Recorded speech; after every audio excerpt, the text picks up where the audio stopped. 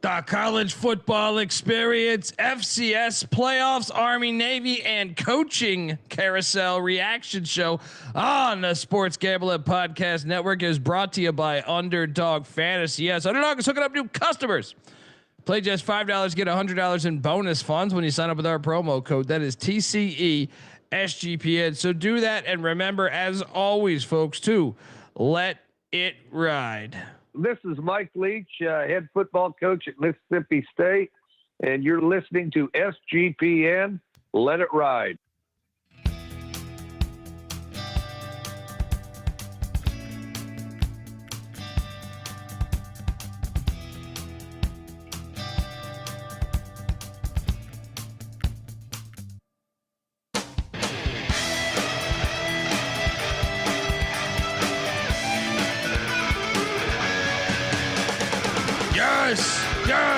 Yes. Woo!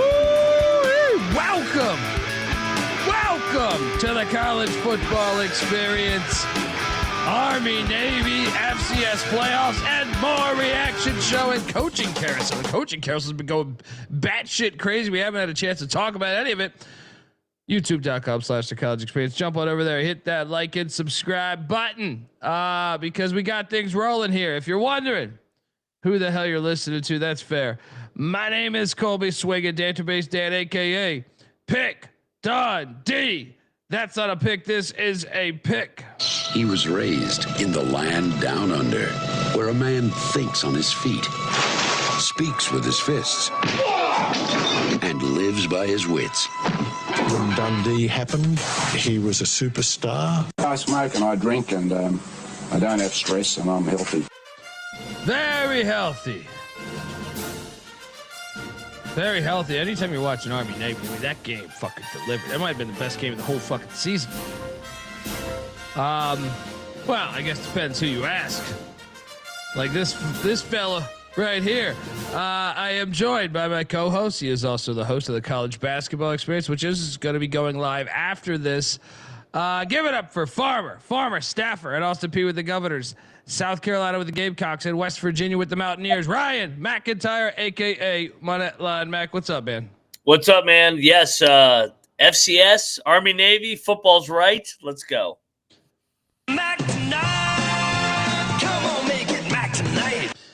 Yeah, and I'll just start off. I mean, we're gonna go chronologically, then we'll talk coaching news and stuff. We'll take a look at the week upon us also, but right out the gate last Friday, we nailed this play with Montana State in Bozeman laying the number as they won by 16 against Stephen F. Austin. You took Montana State, right? I took Stephen F. Oh, I apologize. Wow. All right. I'm just number. What's that? I said I even got the end number there, 15.5. They lost by 16. Brutal. Fucking brutal. Yeah, I mean, this was a fire game on Friday night, or a fun game. You know, Justin Lamson, the quarterback of Montana State, was 20 of 26 for 246. Look, your boys couldn't get it done in the cold. Right? No. Your thoughts on the game? Give them credit for fighting back here, because I mean they got punched in the mouth early. I think they're down 24-0. But I mean they did get back into it. Yeah, they got back into it. But Montana State and Montana, we'll talk about the other Montana here in a minute. They're fucking good, man. Jeez. Yeah. And just to go up in that, and what's crazy is that weather wasn't even bad. I know. That was like decent weather. But yeah, and shout out to Brent Vegan. Remember, this is one that I'll bring all the way back around. Oregon State off from the head coaching job. He said, I can't leave my team right now. There's an FCS playoffs. We're going for the championship. Could it be his year? But you got to think, unlike the other playoffs where the coach left or coaches left, here's one in the FCS. That's why I say it's the heart of college football, man. Shout out to Brent Vegan in Montana State, as we got the best Final Four matchup I can remember. Yeah, so we had that, and then Saturday morning, I did lose money here. Oh my good God. This is a huge upset. I did not. What a great job because they got down 14-0 early. Yeah. Like the first play of the game, I feel like Tarleton threw like an 80-yard touchdown pass. And I'm like, oh, this thing's Villanova's cooked. But shout out to these Wildcats. W-I-L-D Cats. W-I-L-D. I mean, this was like, to me, the guttiest win of all of them. Like this one, they were tested. They were up against it. Big, nice crowd there. And they just settled down after the first quarter, down 14-0, and found a way to get this thing done. There was a touchdown in the end zone that the refs ruled a touchdown that the guy never put his foot down. That was overturned, and rightfully overturned, even though it was on Tarleton State. The call was correct. What a game, and what a disappointment for Tarleton State, who spends a lot more on football than Villanova does. And shout out, Villanova is a blue blood in these FCS, an old school blue blood, but hey, they're having a peak year, man. Let's go. Your thoughts on the Wildcats as Pat Lone Wolf McQuaid will not go quietly into the night. No kidding, man. I mean, down 14-0 at the end of the first quarter is like, oh, this could be a fucking bloodbath. I thought Tarleton would run away with this thing. And they crawled right back into it. Got 14-12 at the half. And then didn't take their first lead till middle of the fourth quarter. And Villanova made enough plays down the stretch. McQuaid over there at the quarterback position, I thought he made some big throws. So Tarleton, like you said, man, that's a disappointing loss. Especially the way it went down, yes. Like being up big at home in front of your big crowd, spending money trying to get into the FBS. Unbelievable. Shout out to the Wildcats. That's why you settle it on the field. I mean, there's plenty of examples in this playoff, but this is one right here. Villanova, that a lot of people would not have this far into the field. Shout out to the Cats for getting it done. How about Jabril Mace? One for 151, 8.4 yards a carry. And shout out to BYU football there, saying yes, it really was a great game. It was, man. FCS is the best, man. And then how about this fucking banger? Oh my God. Look, I know it's in a filthy dome, but dude, this game was fire. This might have been this you could argue is maybe the best game of the season. Yeah. Unfucking believable here. Tremaine Jackson and Prairie View get up to a 21-0 lead. And then South Carolina State at the half, just sitting there saying, okay, we're down 21-0. Boom, 21 points in the third. But then Prairie View answers that, goes up 28-21. And then boom, South Carolina State answers that. And then it looked like they were going to get the win. Interception in the end zone to get this thing to overtime. And when it went to overtime, went to 4 overtimes before South Carolina State came out victorious. Oh my God, this game. This is one I've already watched this twice. Had this on. Man, what a fucking game and what a season. Like I had a feeling South Carolina, we covered, by the way, but so we hit on this, but I had a feeling they would find a way to win this game just based on them losing the Celebration Bowl last season. But Chennis Berry doing an unbelievable coaching job. Great press conference afterwards too, saying, hey, I keep receipts just because I'm not a former NFL player. I know how to coach. There's a lot of good SWAC coaches. You're goddamn right there are. Yeah. Man, this was, I mean, telling you, the short slate of games, fucking glorious though. Like, didn't have a normal college football Saturday slate of games, but this Villanova, we'll get to the Army Navy, we'll get to a few other ones. But your thoughts on this one, because this one is like just an insane fucking game. Yeah, and I mean, what did fucking Prairie View have, a 35-yarder to win it? Oh yeah. I mean, just brutal. Gut wrenching, but South Carolina State finishes up the dream season here, wins the Celebration Bowl. Great year for the Bulldogs. It finished at 11-3. Dude, Prairie View had like 500 yards of offense. I mean, this is one that Tremaine Jackson, I know it's year one. He's going to wake up in the middle of these days in the summer and the spring and say, God damn it, what the fuck? You know what I mean? Like, we had this game. Yeah. Unbelievable Celebration Bowl. I think that might be the best Celebration Bowl I've seen. I mean, I've seen some good Celebration Bowls, but this one was pretty fucking insane. Shout out to the Bulldogs of South Carolina State, which we cashed, by the way. We cashed on this one. Then, what? You didn't think I was going to hit you with a little D3 action? Oh yeah. Shout out to we had John Carroll. You guys took Barry thinking John Carroll, won their Super Bowl against Mount Union. The story continues though, because John Carroll goes down to Georgia and wins 21-13 in a banger as they move along. Oh boy, to the Final Four of the D3 playoffs. They're moving on. The upsets keep happening. The Road Warriors, man. Mount Union, no problem. Your little Mount Berry, from Mount Union to Mount Berry. Anything Mount, we're fucking it up. All right. Mount Berry down there in Georgia. Let's go. Shout out to John Carroll getting it done against these Vikings. Then, I mean, you knew this just didn't stand a chance. It just didn't stand a chance. Ferris State in the snow, the way God intended football to be. Took down Newbury 49-17. I watched this whole game. This was just Newbury. I think, for a little bit, first quarter, they looked like maybe, but then Ferris State flexed that muscle and just dominated. And that sets up for the Natty this Saturday in Texas. We'll get to it, but shout out to Ferris State, man. Dude, this is where I'll just say this. If you're a football junkie, Ferris State and the team they're playing in the Natty, Harding, which we'll talk about in a minute, they would be very good in the FCS. If Ferris State joined the FCS right now, they would be very good. Very good. Top 50 team. I think they'd be like top 20 personally. That's how good they are. Like you see their starting quarterbacks at Ole Miss balling out. Trinidad Chambliss from last season. Playoff. Yeah, I mean they're a really good team, dude. They're a really good team. They would fuck up some of these teams. They played at like Montana, like a season ago, 2 years ago, and I think it was like a 1-score game, maybe a 10-point game, but like they had their chances in the fourth quarter at fucking Montana. So, just to give you an idea how good Ferris State is. Shout out to the Bulldogs. They're a powerhouse in D2. Next up, we had our boys. Think you're gonna get Johns Hopkins? No, you're not. All right.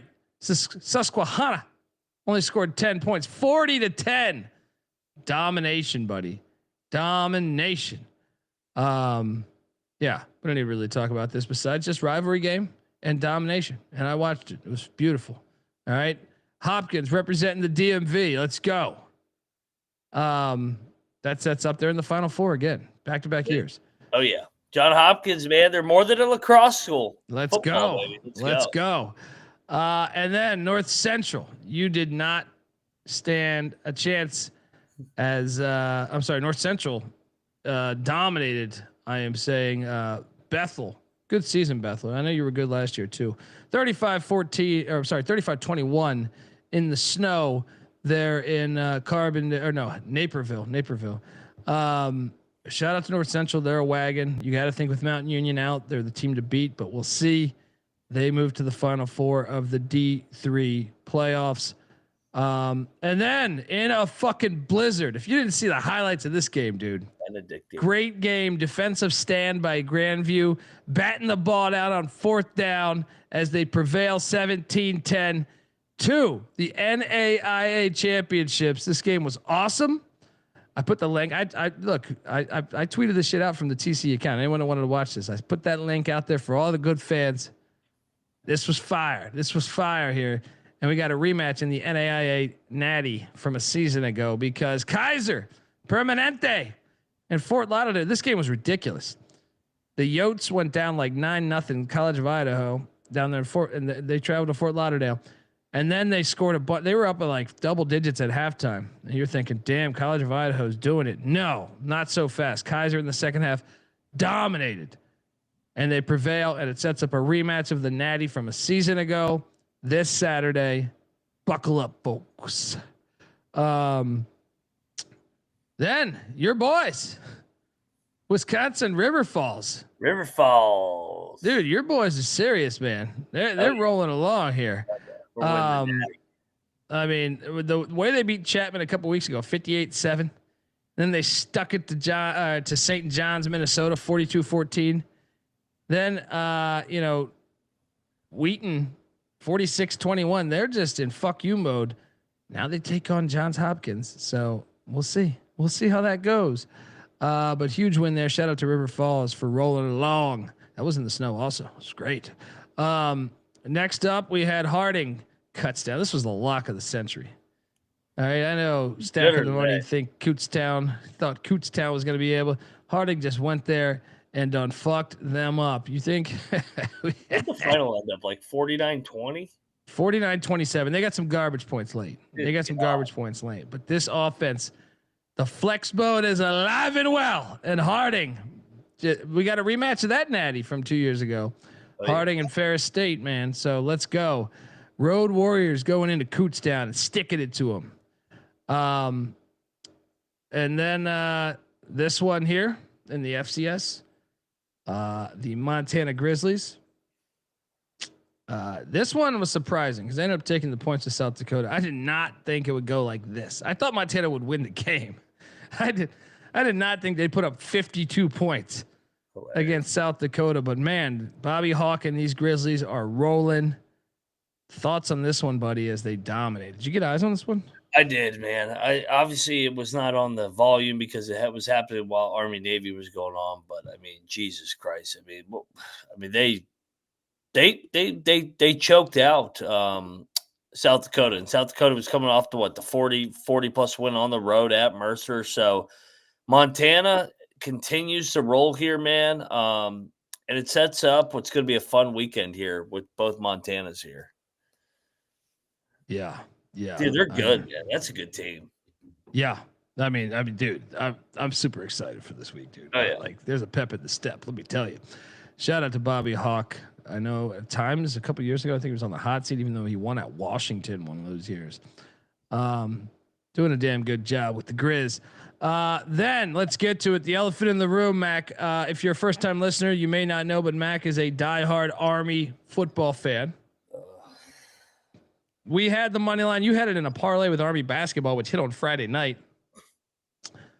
But shout out to Abner.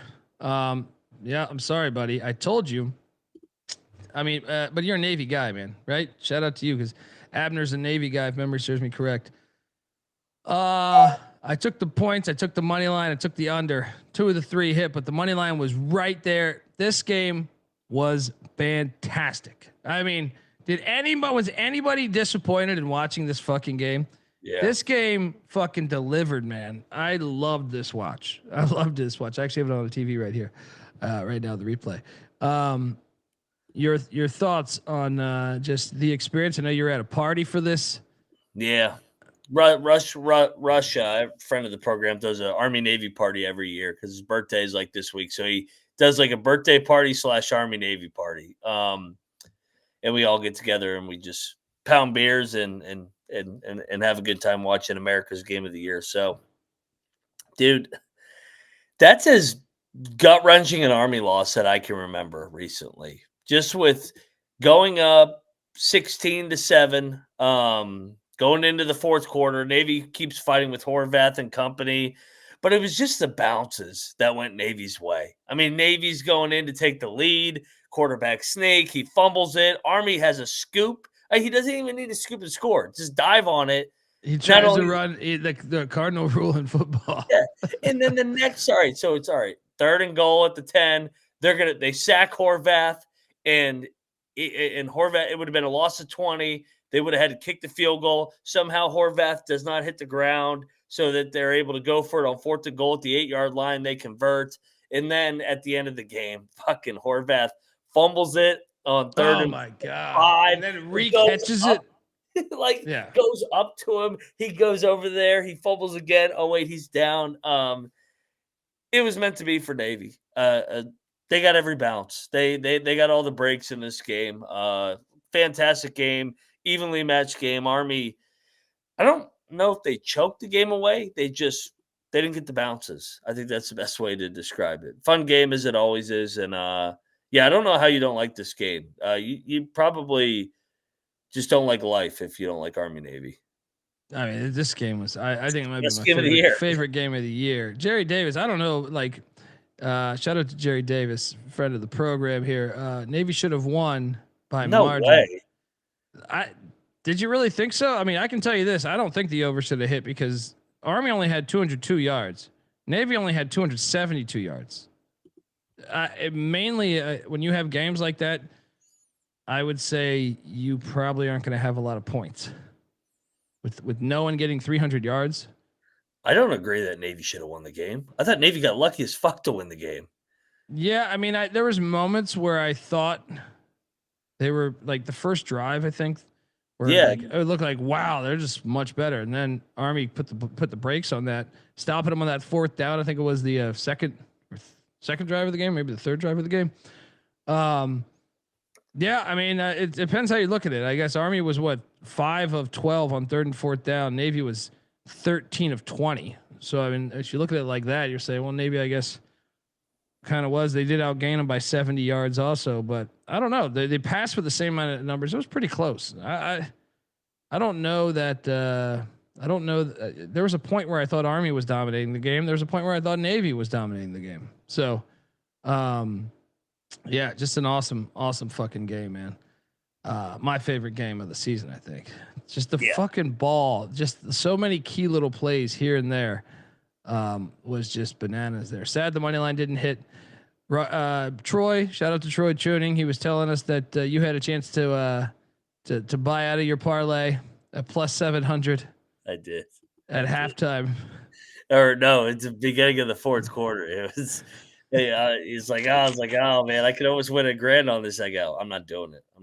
I can't do it out of principle. So that's tough. That's tough. I agree with your logic. But especially for Navy, I was like, there's no fucking way. I like outside of Pitt, like I'm not buying. Like I respect Navy, but when they play Army, I hate Navy. So like, there was no way I was gonna take the money and hedge with Navy against Army. Yeah, okay, you could say I missed out on some money, but yeah, I'll stick with my pride and my principles in life. I go down with the ship, baby, or go down with the Black Knights, man. Yeah, what a great fucking game.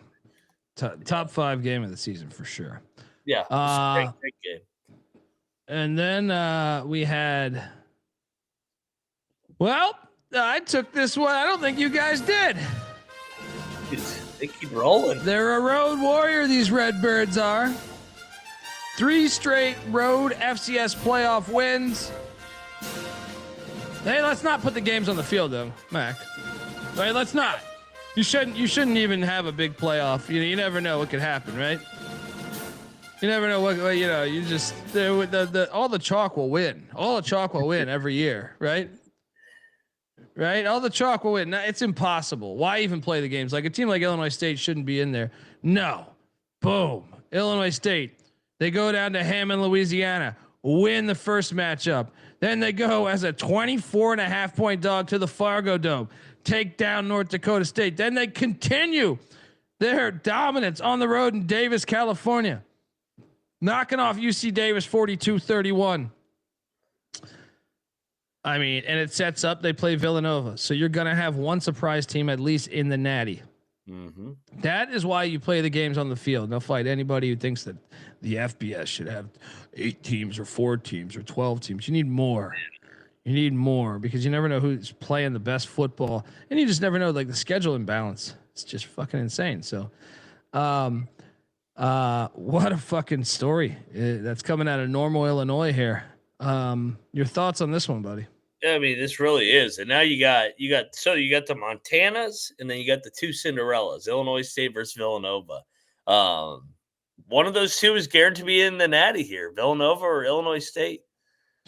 Gonna be great. I can't wait. I can't fucking wait, dude. I cannot wait. Man, that's just a great story. I had Illinois State. All right. I had Illinois State. Then there was this massacre. Oh my God.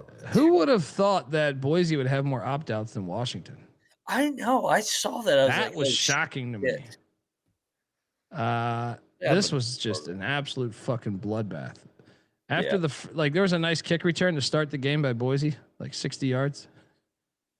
And then they went up 3-0. And it's a good thing they had that 3-0 lead, because after that, I felt every other pass was an interception. How many interceptions they have? 4 or 5? I don't fucking remember. But dominating performance by the Huskies and in the Chris Peterson Bowl there. Yeah, and shout out to the Husky not having a bunch of opt-outs. It's pretty impressive, actually. Yeah. I'm just assuming they put it into their contract. So part of my handicap was thinking, well, Damon Williams we thought might play, who's very good, their quarterback. But I thought Jonah Coleman, who's on the NFL radar as a running back, would not play. Well, he played, and he averaged 7 yards a rush. Denzel Boston, their star wide, I thought he would not play. They go to the NFL draft. He played, and he had 6 catches, 126 yards, and a touchdown. So it made the handicap was way off by me. I won't apologize, but because I kind of thought they weren't going to play because of last year's. This is a new thing that I think we should pay attention to. And I don't know that I'm speculating, so I'm talking out of my ass a little bit.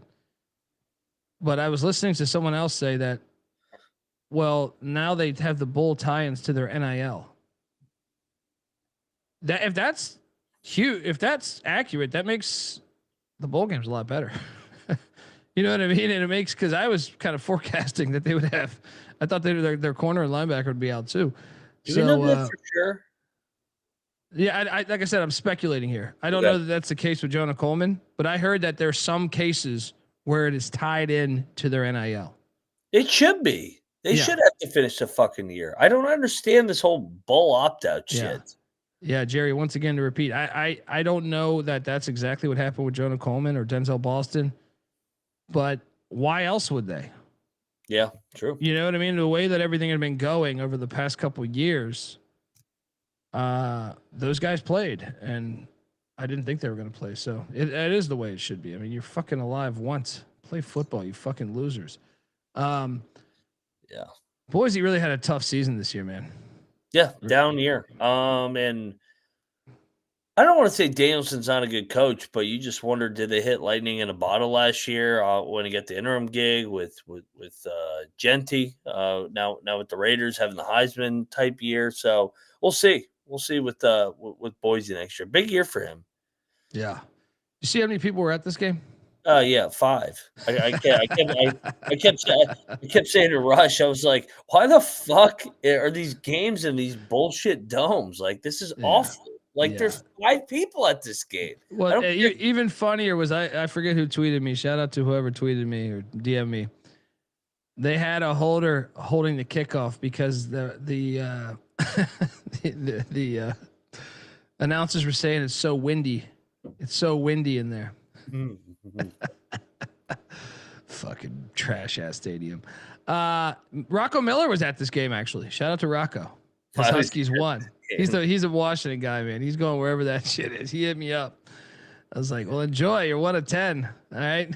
Yeah, you could have been behind the bet. You could have been calling plays. Yeah. You're right. Trash ass game. And that was our games. The rest were so just so you remember, folks, that we have this Tuesday, Troy, Jacksonville State, the battle for the old school bell. Love this game as a bowl game. And then on Wednesday we get ODU. Ricky Ronnie just signed an extension, by the way. Yeah. Against South Florida. Byron Brown is opting out of that game. Boo. He says he's going to coach on the sidelines. What is that? What does that mean? The fuck is that? Your job is to play. Yeah. Unbelievable. And then this game, Louisiana, Delaware, which we locked up, these Delaware Blue Hens. Those 2 are on Wednesday. The other one's on Tuesday. So, buckle up. Folks, want to tell you that the College Football Experience reaction show is part of the Sports Gambling Podcast Network. Get access to all of our free picks and podcasts in one convenient place, the SGPN app. Yeah, download it for free in the App Store or Google Play Store. Just type in SGPN and let it ride. We're also brought to you by Kalshi.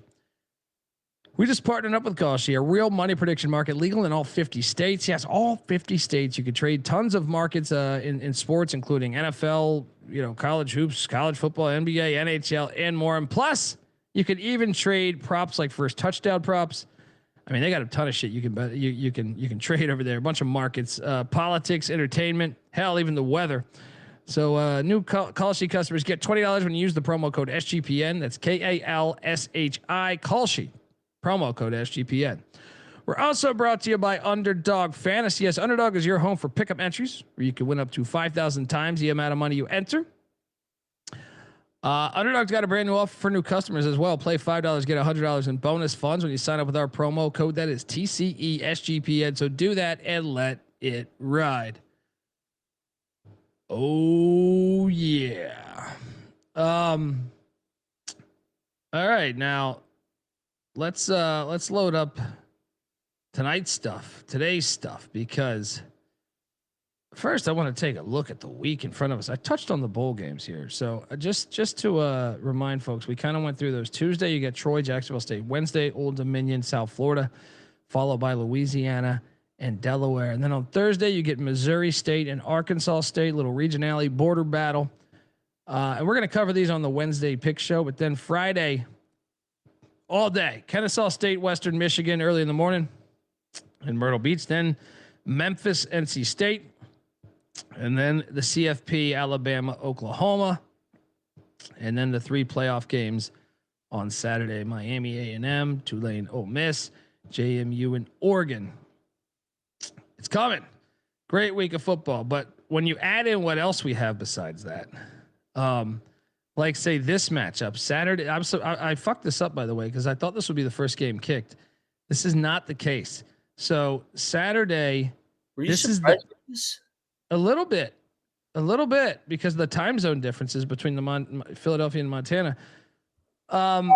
This is a 7:30 kick in Philadelphia. And I was looking up this is going to be 28 degrees. 28 degrees at night here.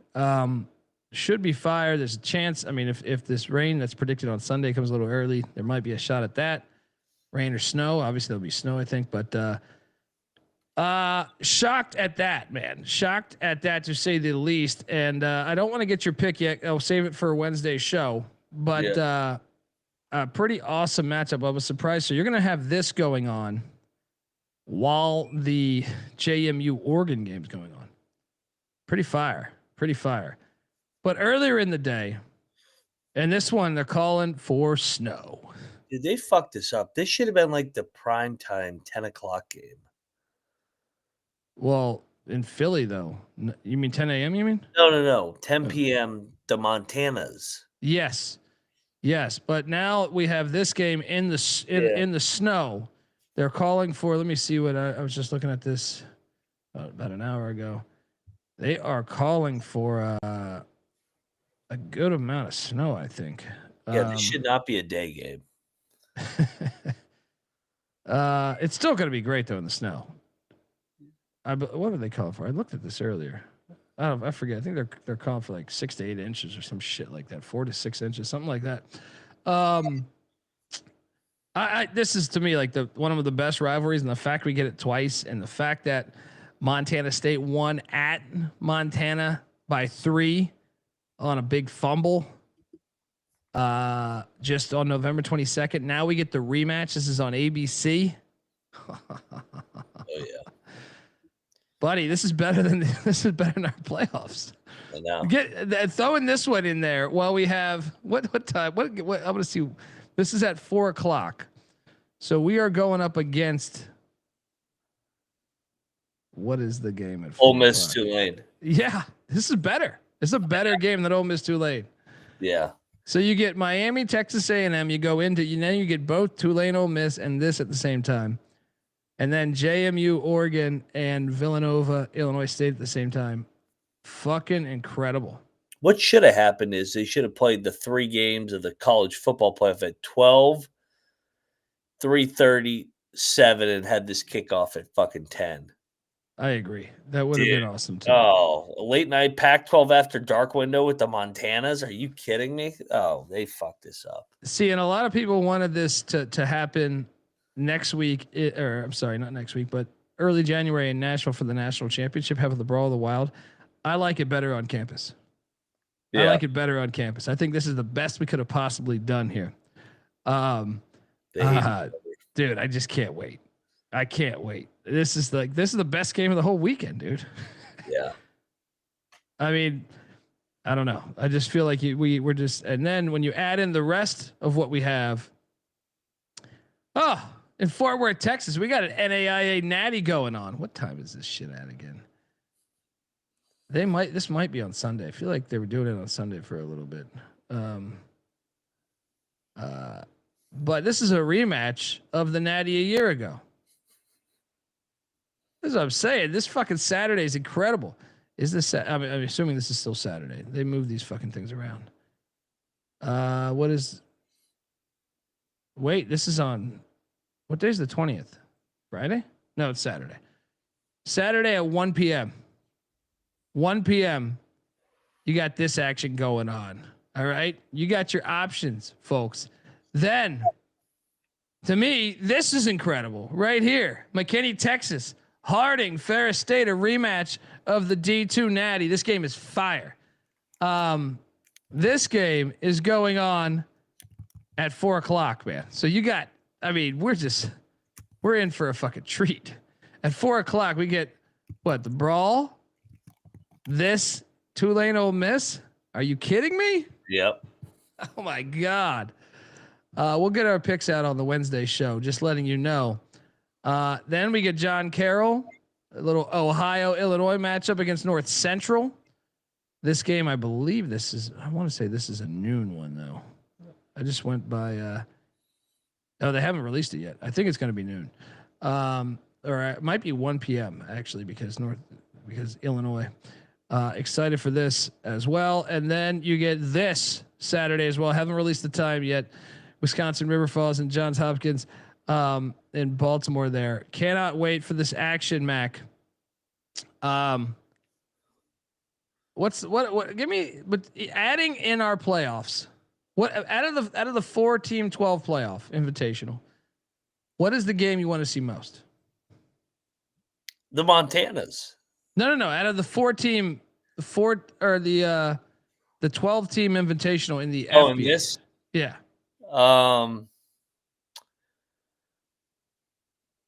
I would probably say A&M and Miami. So why is that a noon game, by the way? Yeah, 11 a.m. local kick. Why is that not the primetime game? I'm confused at what the fuck they did with these time slots. I actually think Tulane Ole Miss should have been the noon game. Yeah, and then they should have had Oregon JMU at 3:30 and then A&M and Miami in primetime. What the fuck are they doing? Yeah, I don't know, but I still love it because the way it all worked out to me, I think it's still fantastic. Just the amount of games we have. Yeah, shout out to Dusa. He's got his picks. He said, lock it up on cut. So Bill Connolly released lines, by the way, on that. I think I tweeted that shit out. Did he? Bill Connolly of ESPN, he's a college football sicko too, man. So, I mean, I'll bring him up on Wednesday for the Wednesday show. But man, what a slate of games we have here throughout our day on Saturday and then Friday night. I can't wait for the Brawl of the Wild. That's just. Oh yeah. I mean that's probably better than any of the fucking playoff games we have. It is. Yeah. It should be fantastic. We're gonna get into coaching news and not only coaching news, just everything here. A bunch of news that has happened over the past 10 days that we haven't had a chance to hit on. But before we do that, I want to let you know that the college football experience is brought to you by Novig. Yes, Novig is America's #1 sports prediction market. With Novig, you are getting the best prices because they're an exchange. So download the Novig app, get $50 when you spend $5 if you use our promo code SGPN. So get in on the action with Novig, promo code SGPN. And we're also brought to you by Rhythm. Rhythm has been crushing it this college football season, especially on props. They've been really good at identifying when to fade players and take those unders. College hoops is up and running. Obviously, over 300 schools there. Rhythm has predictions for every game, every night. It pairs perfectly with myself, Moneyline Mac, Noah Beanick and company, the College Basketball Experience podcast and show on YouTube there. So every game, you'll be prepared with both of these things. Super easy to sign up over at Rhythm. You can run predictions off the house model, or you can make your own and play with those sliders that they got. Use the promo code SGPN25 when you download the Rhythm app for 25% off your first month. That's RITHMM. Download Rhythm, promo code SGPN25. All right. Man, I just can't wait. I can't wait. This game is incredible too. Like, this is what I was hoping for. You can make an argument this is better than what we have. You can make an argument this is like two heavyweights going at it. I cannot wait. So Mac, you're a former host of the Big 12 College Experience. It's being reported by Yahoo Sports' Ross Dellinger that the Big 12 is nearing an agreement with Redbird and Weatherford Capital for a cash infusion of millions. Big 12 presidents and chancellors recently authorized Commissioner Brett Yormark to take another step towards finalizing a credit deal. If all schools choose to participate, would deliver $500 million to each Big 12 member. We saw this kind of prior with Utah accepting a private. Now I'll say this. When I read the headline, I was like, this is fucking terrible. But I was intrigued by this part of his story. I'm not going to read his whole fucking story, but he said, where are we at here? Let me see if I can find this. The whole thing sucks. I'm always terrified when money comes into anything, whether it's, whatever you want to choose, if like movies, music, any real thing. But it says the Big 12 confirmed to league negotiations that it's created the two firms create a multi-phase strategic business partnership, providing an opt-in capital solution for our member institutions to take advantage of up to $500 million of capital for each school. But it said, where's this statement by him that I wanted to hit on? They are not going to be getting a part of it. I'm trying to remember what paragraph it was. They are not. Where is this at? I thought I texted you it too. Maybe I should just check that. Where is this? The Big 12 is not giving up any stake or equity to the firms. A final decision on the move is expected in the coming days, perhaps weeks after after the completion of long form agreements. So that was to me relieving. They're not giving up any stake or equity to the firms. But your thoughts on this?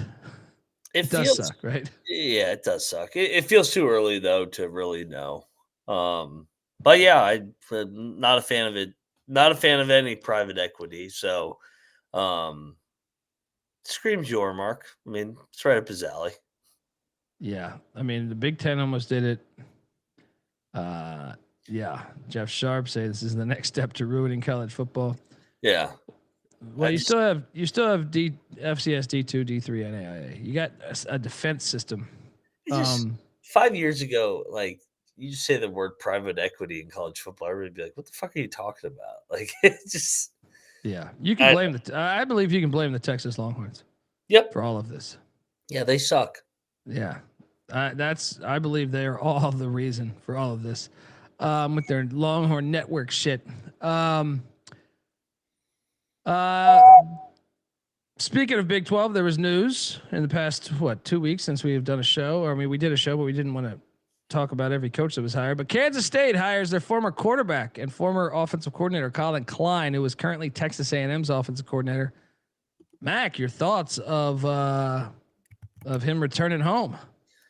I think we're all excited for this one because we remember him, the quarterback of the magical year when K-State almost ran the table, number one in the country at one point, and then I thought he did a great job at A&M the last 2 years, and he was the offensive coordinator for K-State when they won the Big 12 title for Klein. So they bring back one of their own. Obviously, he knows the job. He knows the ins and outs of Manhattan, Kansas. Not only did he play there from 08 to 12, but he was on staff from 17 to 23. So this guy bleeds purple, man. And I'll be rooting for him, except when he plays West Virginia. But I mean, I love the hire. I think this is a great hire, and it'll energize that fan base. And I thought when he left, Avery Johnson got worse too. I will certainly back. I mean, Avery Johnson, I don't know that he's ever looked amazing to me. I thought Will Howard was clearly better. I mean, they invested in the future. They didn't have the money to keep both quarterbacks. I see the chat talking, no stake, no equity, just take our money. Going back to that, they said, where was it here? Providing an opt-in capital solution, or no, wait.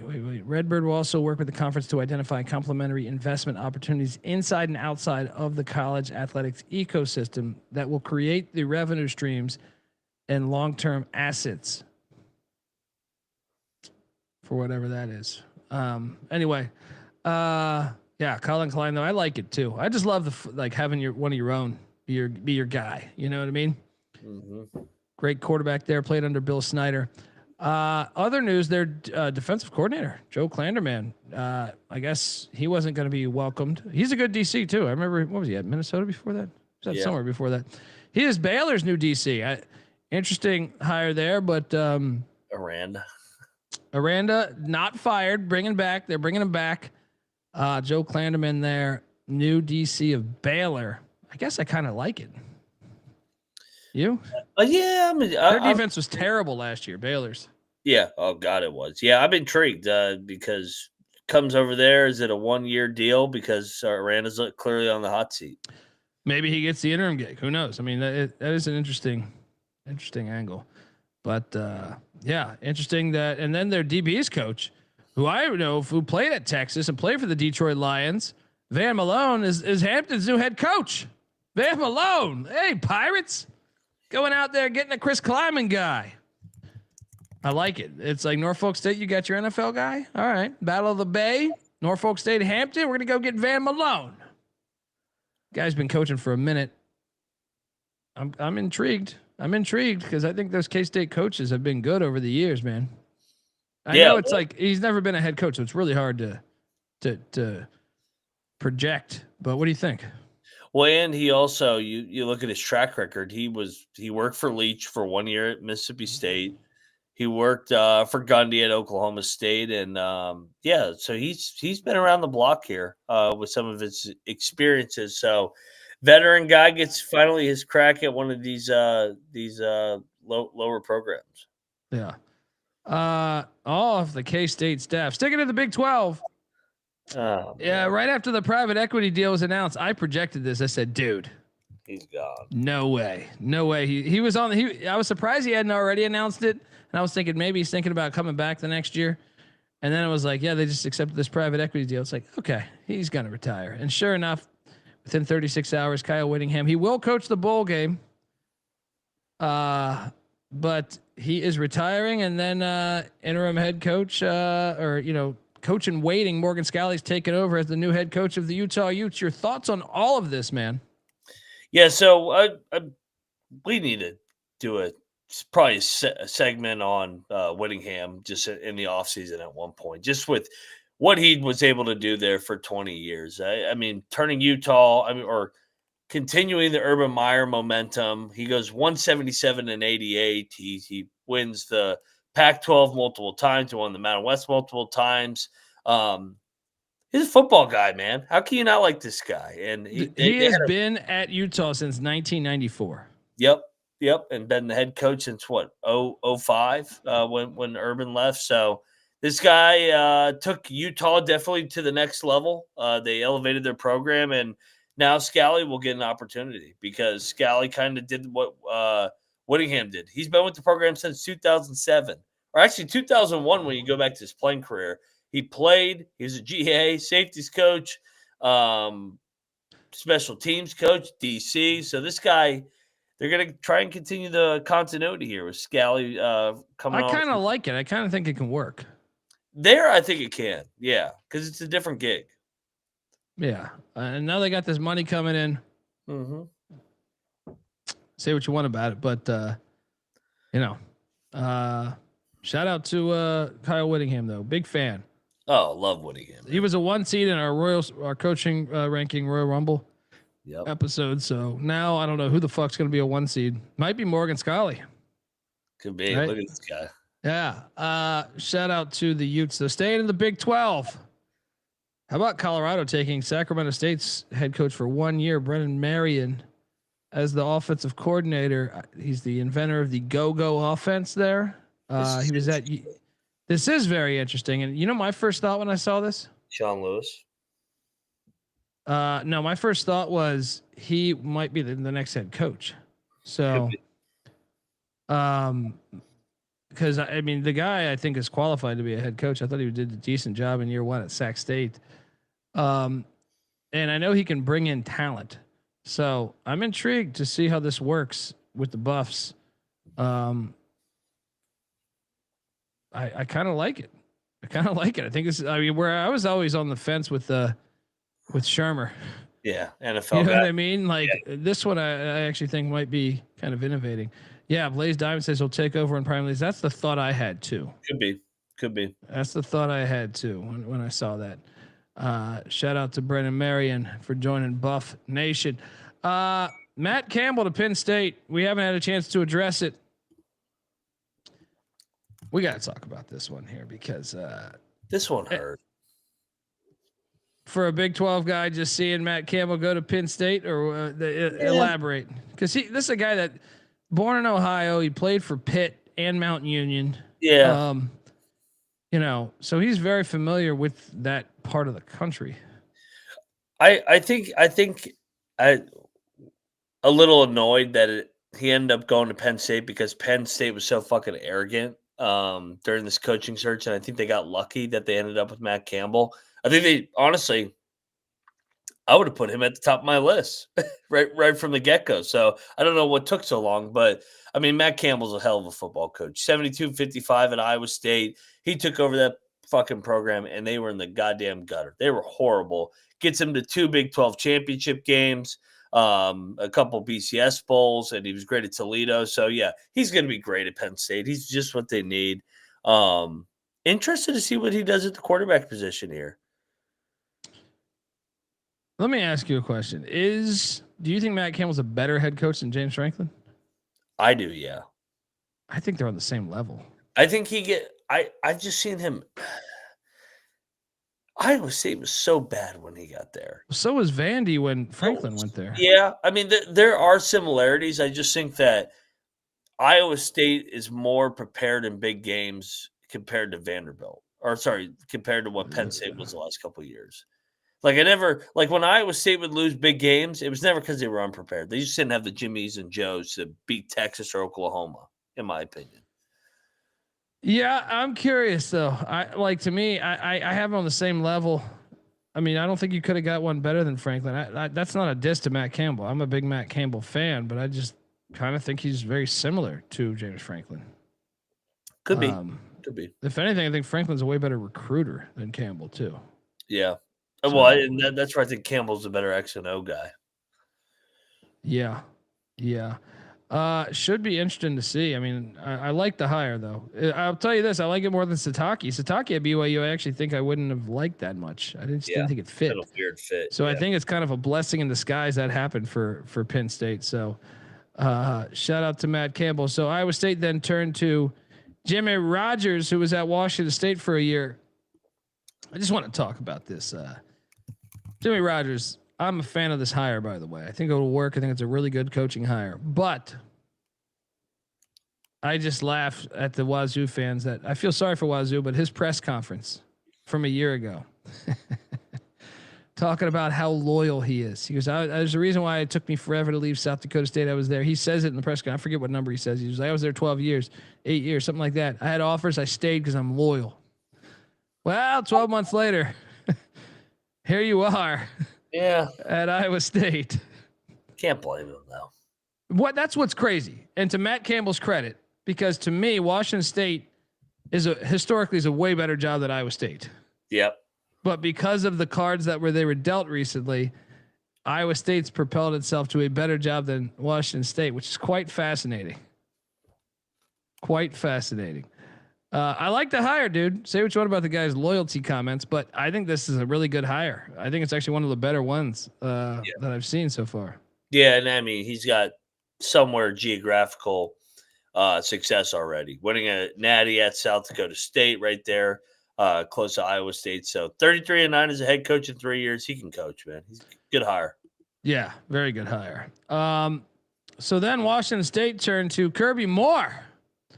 They hired him, I think, in the past 48 hours. This is one that I like as well. Washington State doing a good job considering the shit that's been thrown to them. One of the reasons why I think this works is he's a Pacific Northwest guy. Played at Boise. Worked under Chris Peterson at Washington. Worked under Jeff Tedford at Fresno State. And most recently with Eli Drinkwitz at Missouri. And when he came in, he really fixed Missouri's offense. So when you look at that pedigree, Chris Peterson, Tedford, and Kalen DeBoer, by the way, he was there with DeBoer as well. Mm-hmm. And then Eli Drinkwitz. Dude, I kind of think it's a good hire. I think this is a good hire. I think considering the hand they were dealt, which is tough. I think this is a really good hire. You? I like the hire too, and I like that. Like you said, he played at Boise. He's from Washington, so geographically it makes sense. You talked about the coaches that he's worked for Peterson, DeBoer, and Tedford. So yeah, he's got a good background. I like the fit too with Moore going to Wazoo. It's Wazoo's fifth coach in 7 years, 5 years, yeah, something like that. Shout out to Kirby Moore and Wazoo. Next up, we had I know we kind of touched on this on a previous episode, but Tosh Lapoy, former Cal defensive guy, they got him DC of Oregon, and the reason why I'm bringing this back up is he was able to retain Nick Rolovich. Makes sense. Which Rolovich, Coastal Carolina had interviewed him. Sacramento State had wanted to interview him. And then Rolovich announced he was staying at Cal to be assistant head coach and offensive coordinator. And the reason why that's important because they were able to keep JKS, Jaron Kiwi, Kiawe, Sagopulele. Lefty. He's a baller. They were able to keep him. Lapoy flew to Hawaii. Once again, that's why I'm paranoid on the JMU Oregon game. Patty was texting me. He's like, dude, we can get, I'm I don't know where their state, where the fuck are these coaches' minds at? I see Chesney's on these recruiting trips in fucking LA, Southern California.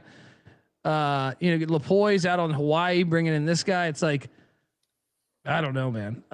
But that's huge news for Cal because we thought this guy would be the most sought after. But part of it, from what I understand, is his relationship with Rolovich. That was the deal breaker of I'll stay if Rolo stays. Your thoughts? Oh, it's big for Cal, man, and big for the new era to get some momentum going in there, bringing back what'll be probably a top 10 quarterback in the country preseason next year, easily. And look, Cal fans watched their former quarterback get a Heisman Trophy yesterday. Mm-hmm. So they're quarterback proof, man. Mm-hmm. We lose a Heisman guy, no problem. No problem. Yeah. Jared Goff. Jared Goff once upon a time. Aaron Rodgers. Kyle Bowler. Yeah. Go on and on and on. Shout out to the Cal Golden Bears. Also in coaching news, Charles Huff took the Memphis gig. So 1 year in Hattiesburg. That's tough for Southern Miss fans, I think. But man, I think Memphis got a major coaching upgrade. In my opinion. I think he's a much better head coach than Ryan Silverfield. Well, hopefully they finish the year stronger next year at Memphis than they did this year at Southern Miss because maybe a little bit distracted coming down the stretch there, losing your last three, but Huff did a good job flipping the culture in Southern Miss. The win total was 4.5 for a reason. He had that covered by Halloween, and they would go 7-5. He was great at Marshall, worked under Saban. Good hire, Memphis. Then Will Hall, former Southern Miss head coach. Now this one, a lot of people have been shitting on. So Will Hall, who I stuck my neck out and said great slam dunk hire by Southern Miss, right? Well, he was really good at West Georgia and West Alabama, right? As a head coach. He's a Willie Fritz guy, by the way. He was with Fritz before his Southern Miss tenure, but when he was at Southern Miss in year one, he was 3-9. Year two, 7-6, and I was like, "Yeah, I told you it's working out." Then 3-9, and then 1-6, fired mid-season, went 14-30. I know Southern Miss fans were laughing when they saw Tulane, but he's been at Tulane all this year. That's another thing is continuity. He came back to Tulane, with Coach Summerall. So I kind of like it, man.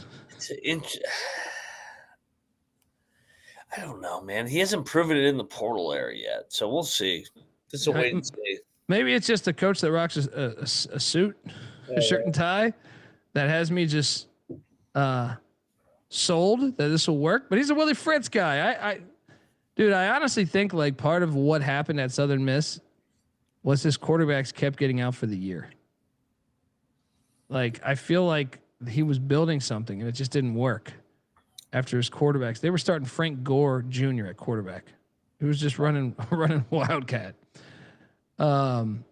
Interesting hire there. A lot of people have scrutinized this one. I'm intrigued by it. I'm very intrigued. Yeah. It's an interesting one because it felt way off the reservation. Yeah. Brian Hartline is the new head coach at South Florida.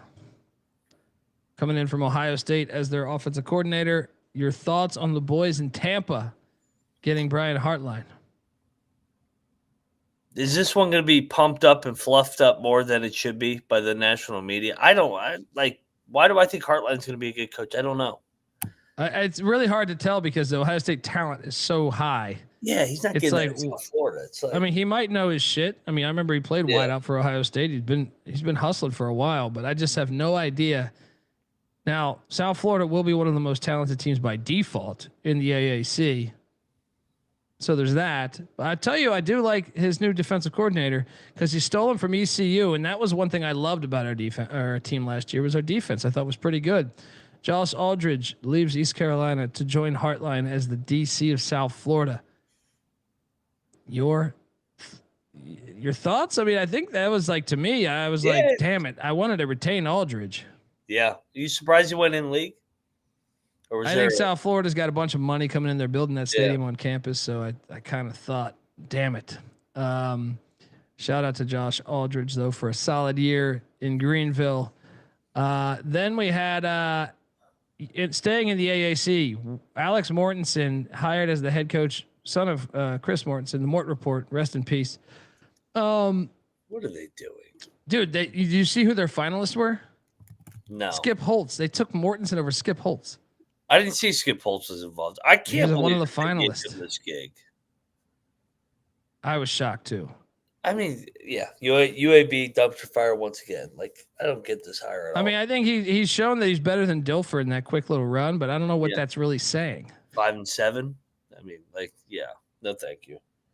Yeah, I was kind of taken back by this, but it's Mort Report's son, so I'm like, I'm rooting for the guy, but you had Skip Holtz as one of your finalists and you passed on Skip Holtz. You're Alex Mortensen. You make you a contender in like 1 to 2 years. Yeah. What are you doing here? Yeah. Then speaking of Southern Miss, going back to that, Blake Anderson, been on the show before. Back when he was at Utah State. This is an intriguing one because do I think he is a worse head coach than Charles Huff? I do, but I also think he can maintain them as a threat to win the conference every year. So in that regard, I kind of like it, but I don't know who you were going to get that was better than Huff at the timing of that. What do you think of Blake Anderson, the head coach of Southern Miss now? Oh, for sure. He's going to elevate him or keep him competitive because in his 8 years at Arkansas State in the Fun Belt, they had a winning record. So yeah, I think that he had a tough situation at Utah State, but I think he's a better coach now than he was back then because of his experience with Charles Huff. So, yeah, I like the hire here with Blake Anderson taking the Southern Miss gig. Yeah, I think he'll keep them in bowl games, which is what you want to lay right now, the foundation for that. Then we had Ryan Beard to Coastal Carolina, so Missouri State this upcoming. Yeah. I'm surprised by this. Let me like, okay, he did a great job at Missouri State, but Petrino set him up quite nice. And that's his father-in-law, right? Yeah. Petrino might be on Coastal staff next year. I was thinking Missouri State should hire Petrino now that it's open again. But I'm intrigued because I don't know about this one, dude. Like, I'm not going to say he's a bad coach because I thought he did a great job at Missouri State, but he kind of walked into a car that was already, it's the third baseline in a way, right? Yep. Now you're gonna have to go. I guess Coastal's still a bowl team, so it's not like you're walking into a disaster. But they interviewed Rolovich here. I thought Rolovich would be a fucking smash there.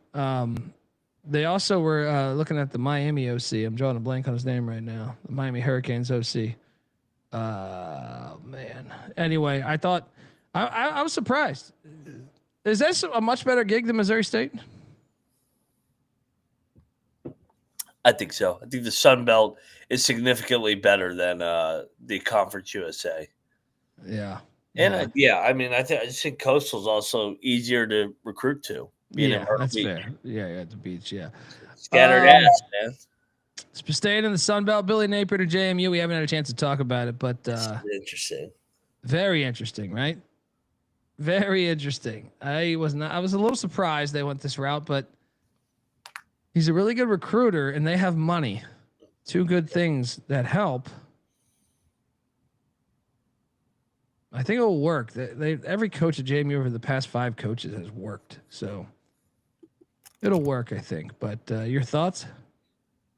I mean, what was Napier in his years at Louisiana? He was 27-5 in his 5 years in conference play. So, he should be good at JMU, man. They're, like you said, they're coach proof.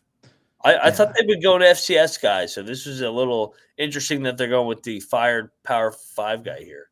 Yeah, I do too. I was a bit surprised with this hire, but I think it'll work because that infrastructure, the way they do their athletic department, I just think it's coach proof. So it'll work. Shout out to Billy Napier. UConn hires Toledo's Jason Candle. This one is one where I don't think UConn got a better coach. I still either. It is a weird fit, but I still think he can take them like bowling. He'll still get them like 7-5, 6-6. He'll be a bowl team, but I was not. This is a major downgrade in coaching, in my opinion, going from Coach Mora to Coach Candle. Yeah, watch out. Yeah, and watch out for those double-digit favorite games, UConn. This is where Campbell fucking drops so many eggs there. Yeah, I mean he won the MAC in 22, been to another title. I feel like they should have been more, but he always had them over 500, and right there in contention. So yeah, I think Candle is a solid coach, but I don't know. He's not better than Mora. Yeah, it's a downgrade to me. Yeah, downgrade. Then Toledo hired Mike Jacobs from Mercer. That's a good. Mercer just got housed in the FCS playoffs, but yeah, I kind of like the hire too because he's done a good job with Mercer. And I think the fan base actually likes him more. Yeah. So the gist I got, this is a guy that played at Ohio State. So he's familiar with the state of Ohio. So was also an assistant at Notre Dame for a long time under Brian Kelly. Was a head coach at Lenore-Rhine. Was also at Purdue. So what do you make? You think this one works? Yeah, I like the fit there. I think Jacobs is a good coach. Has won at multiple levels, D2, NAIA, and obviously in the SoCon. So, I like the fit here for Toledo. 357 giving us $2. Rest in peace, Rob Reiner. Yeah, rest in peace. I didn't hear that news. That's a bummer. Love and condolences to his family and friends. Next up, you have this one. Cracked me up. I rejoiced.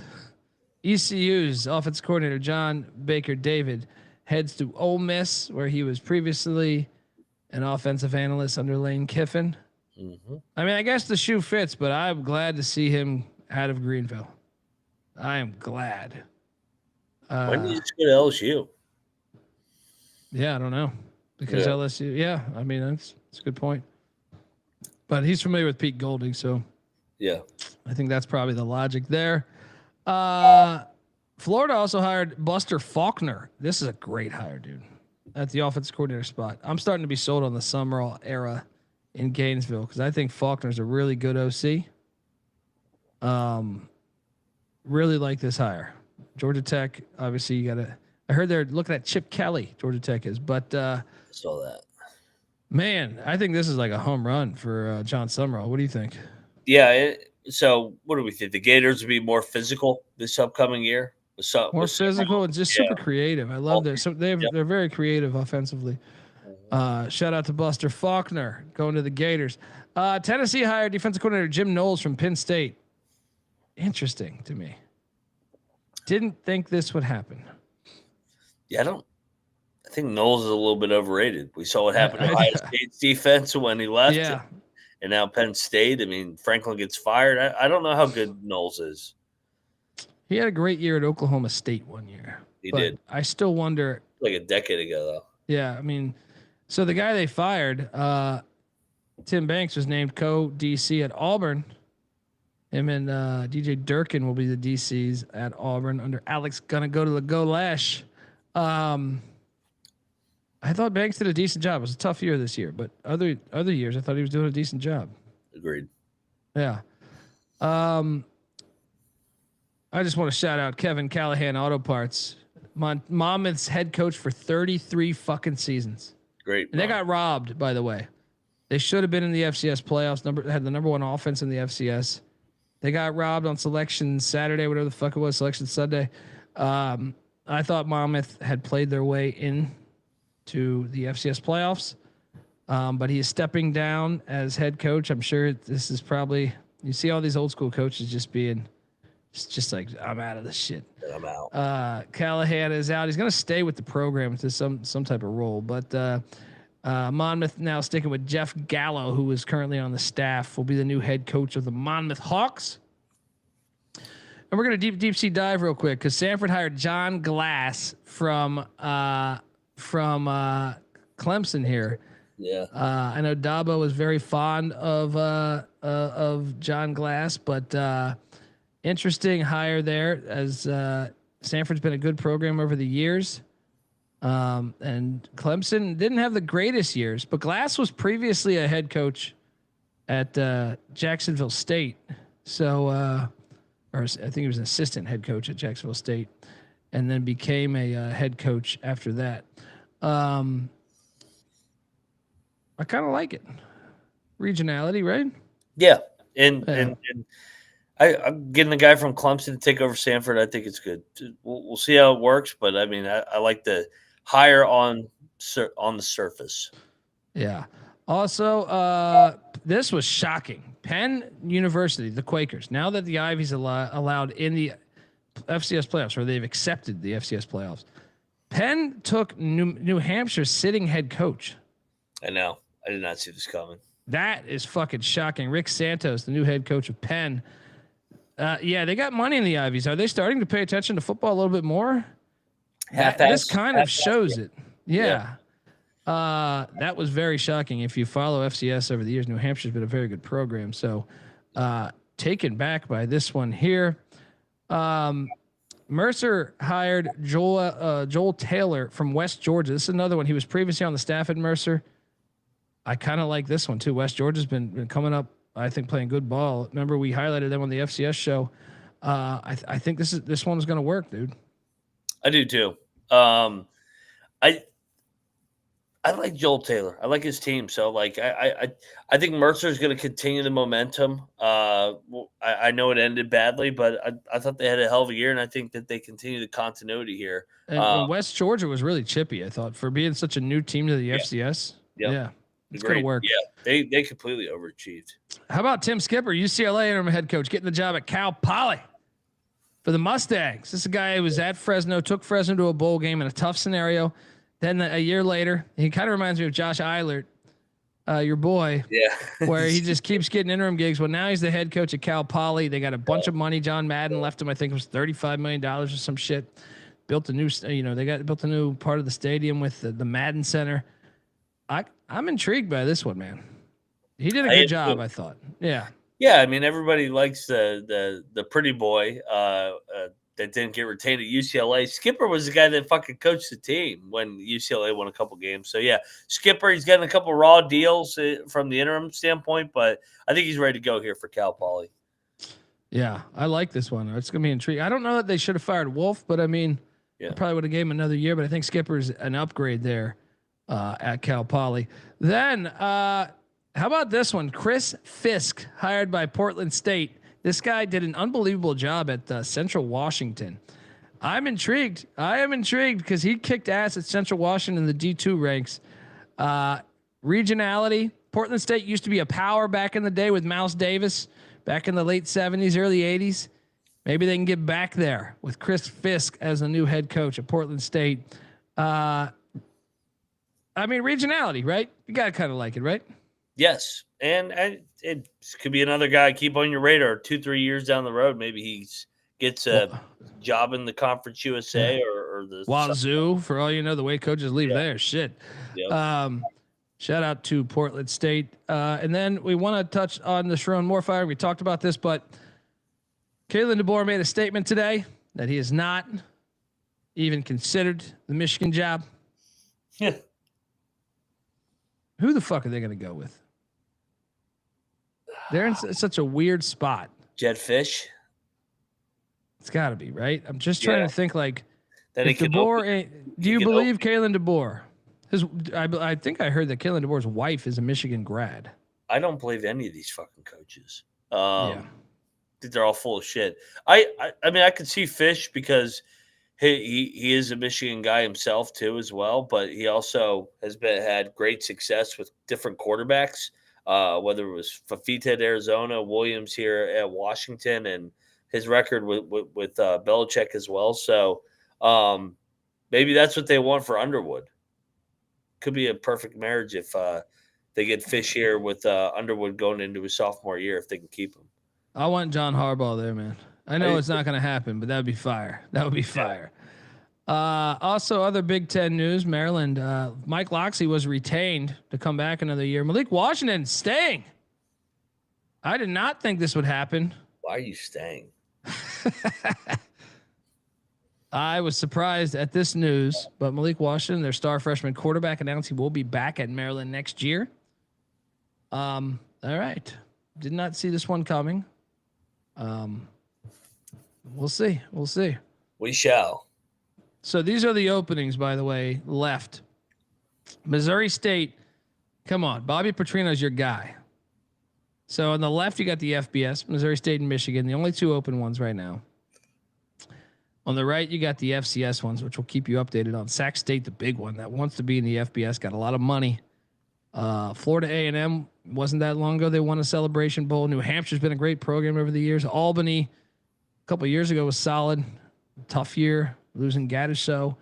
Bucknell, West Georgia, Weber State, they were decent for a while. So gun to your head, who does Missouri State hire? Oh God, Petrino. I mean, I think it should be Petrino, but I don't think they might actually. He already coached. It's family, right? And he always goes back to where he was before. So yeah, little Arkansas. Yeah, give me Petrino. Do you think Michigan, by any chance, would call Chip Kelly? No, I think they're going to hire Jed Fish. Interesting fit. Yeah. All right, folks. That is our show. Moneyline Max on Twitter at Moneyline_Mac. I'm on Twitter at DColbyD. We will be back on Wednesday talking all of those games. I can't wait for this weekend. Yeah, just can't wait. The College Football Experience is on Twitter at TCE on SGPN. Paul Christ to Michigan.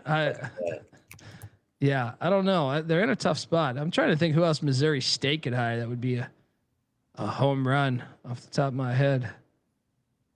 Who's a Missouri guy? Or right around there, Illinois guy. Jim Leonard. Go get Jim Leonard, Missouri State. Anyway, we'll be back with the College Basketball Experience in like, say, 15 minutes. All right. Till next time. This is the College Football Experience. You better start thinking about yours. And we out of here. Run and shoot.